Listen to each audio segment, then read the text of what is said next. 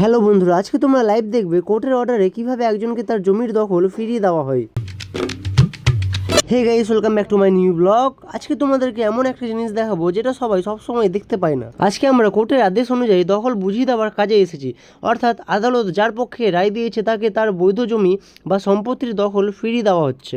আমাদের সঙ্গে রয়েছে নাজিবাবু, পর্যাপ্ত পুলিশ ফোর্স এবং অন্যান্য দায়িত্বপ্রাপ্ত কর্মীরা। সবকিছু মাপজোক করার পর নাজিবাবু কোর্টের অর্ডার অনুযায়ী দোকান ঘরে থাকা লোকজনকে 1 ঘন্টা সময় দিলেন, যাতে তারা নিজের জিনিসপত্র বের করে জায়গাটা খালি করে দেয়। 1 ঘন্টা সময় দেওয়ার পরও বিরোধী পক্ষ জানায় এত অল্প সময়ে তারা কিভাবে জায়গা খালি করবে, কিন্তু নাজিবাবু স্পষ্ট জানিয়ে দেন তিনি আদালতের নির্দেশ পালন করতেই এসেছেন, তাই নির্ধারিত সময় অনুযায়ী কাজ চলবে। 1 ঘন্টা শেষ হতে আমাদের সঙ্গে আসা লেবাররা কাজ শুরু করে দিল। দোকান ঘরগুলো ভাঙা শুরু হলো, আর যাতে কোনো ঝামেলা বা গন্ডগোল না হয় সেই জন্য চারপাশে অনেক পুলিশ ফোর্স মোতায়েন ছিল। দেখতে দেখতে সব দোকান ঘর ভেঙে ফেলা হলো। এরপর নাজিবাবু আশেপাশের কয়েকজন প্রতিবেশীর সাক্ষী রেখে সমস্ত কাগজপত্রের কাজ সম্পন্ন করলেন। সবশেষে আদালতের আদেশ অনুযায়ী যিনি এই জমির প্রকৃত মালিক তার হাতে জমির দখল আনুষ্ঠানিকভাবে বুঝিয়ে দেওয়া হলো। আমি আজকে আমার জমি দখল পেলাম। আমি আমার জমি আজকে দখল পেলাম।